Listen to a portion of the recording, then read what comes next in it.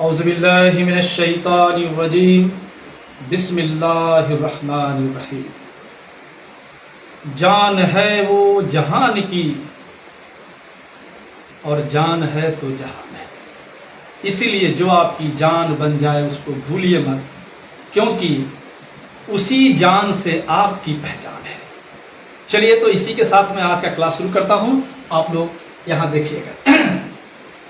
पिछले क्लास में मैंने आप लोगों को बताया था कि अगर रेक्टेंगुलर एक्सिस हो, जिसके बारे में बताया था कि अगर एक्स एक्सिस और वाई एक्सिस 90 डिग्री पर इंटरसेक्ट करता हो तो रेक्टेंगुलर एक्सिस होता है।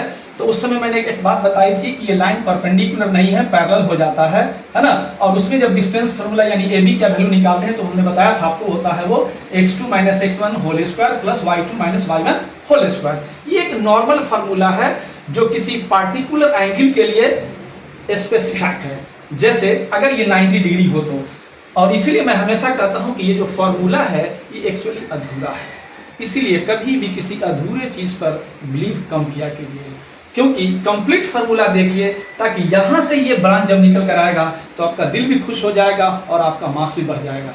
अब ध्यान दीजिए, अगर ये एक्सिस एक्स और वाई एक दूसरे को 90 डिग्री पर ना कट करके 90 से कम पे करता या 90 से ज्यादा पे करता तो दोनों स्थिति में मैंने आपको बताया था कि इसको ऑब्लिक एक्सिस कहते हैं। और अगर कोई क्वेश्चन ऑब्लिक एक्सिस के हेल्प से पूछा जाता कि ए का कोऑर्डिनेट मान लिया x1 y1 और बी का x2 y2 है, तो अब ए बी का डिस्टेंस क्या होगा, तो कंप्लीट फार्मूला समझ लीजिए। ऐसे मैंने इसको क्लास में प्रूव भी किया है, लेकिन आप एक बार समझ लीजिए कि इसका वैल्यू क्या होता है। उस कंडीशन में इसका जो वैल्यू होता है वो होता है A B equal to x2 - x1 whole square plus y2 - y1 whole square plus 2x2 - x1 into y2 - y1 into cos omega, where omega is what? Omega is the angle between the x and y axis। ये जो angle देख रहे हैं ये मैंने omega डाला है, क्यों? क्योंकि इसका वैल्यू कुछ भी हो सकता है 90 के अलावा, इसलिए मैंने इसको डाल दिया यहाँ पे। अब इसको समझिए, तो इसी से ये फॉर्मूला कैसे आता है ये समझने की जरूरत हम लोग को है, जो आज मैं समझाने की कोशिश करता हूँ और आप लोग इसको एंजॉय के तरफ से लीजिए अपने मन में, है ना।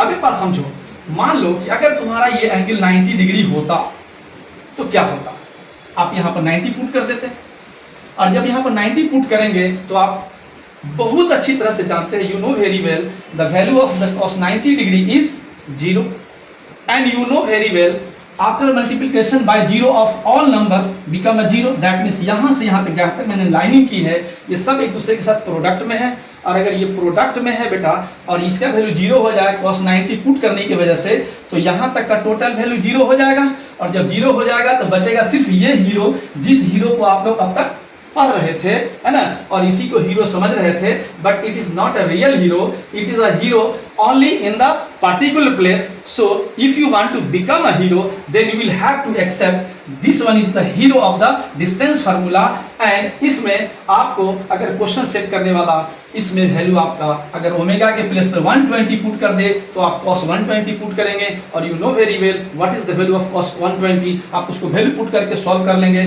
तो कुछ न कुछ वैल्यू आपका आ जाएगा। या जितना भी हो 150 रहे तो 150 पुट कर लेना, यानी ये कोई मैटर नहीं है कि यहाँ पर कितना एंगल होना चाहिए। और इससे पहले जो आप पढ़ रहे थे उसमें एक सर्टेन रूल था कि जब तक ये 90 डिग्री नहीं होगा तब तक ये फार्मूला वैलिड नहीं होगा, but this formula is valid for all angles